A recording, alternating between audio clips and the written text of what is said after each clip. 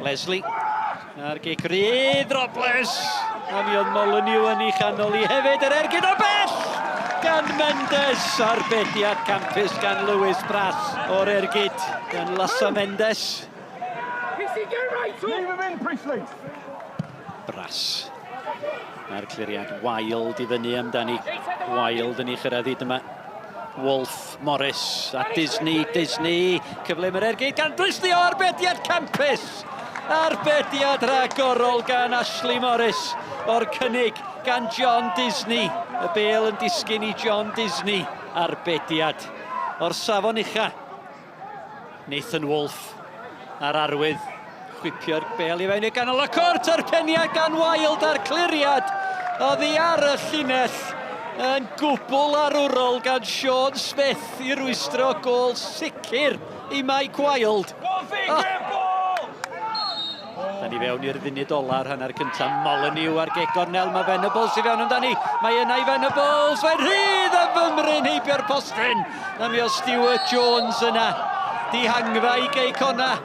Cei Connah yn cael ei chwipio at y postyn pella. Venables yn ei chanol I ac yna'r cyffyrddiad gan Stuart Jones. James Owen codi'r bêl yn edrych am y dynion mawr ar yr ochr bellach I gefn y rhwyd! Dyna chi gol! A Mike Wild sy'n dathlu. Mi gododd yn uwch na neb. Penio'r bêl I gefn y rhwyd, heibio I Morris.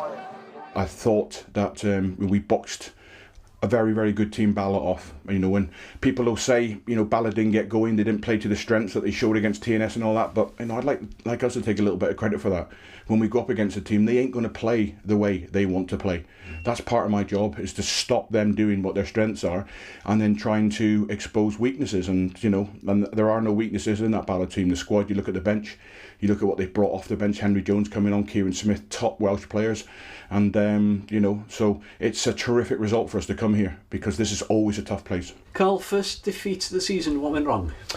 Against a very good Connah's Quay side, really organised, and that's just how they play. It's just, you know, it's relentless really. They look for long throws and free kicks and goal kicks, and they bombarded us, and it was difficult to stop. And I told the lads at half time, if we didn't stop conceding silly free kicks, we'd be punished. And we give a silly free kick in the middle of the half, stupid pull, and then he delivers it in, free header goal, and that's the difference in the game.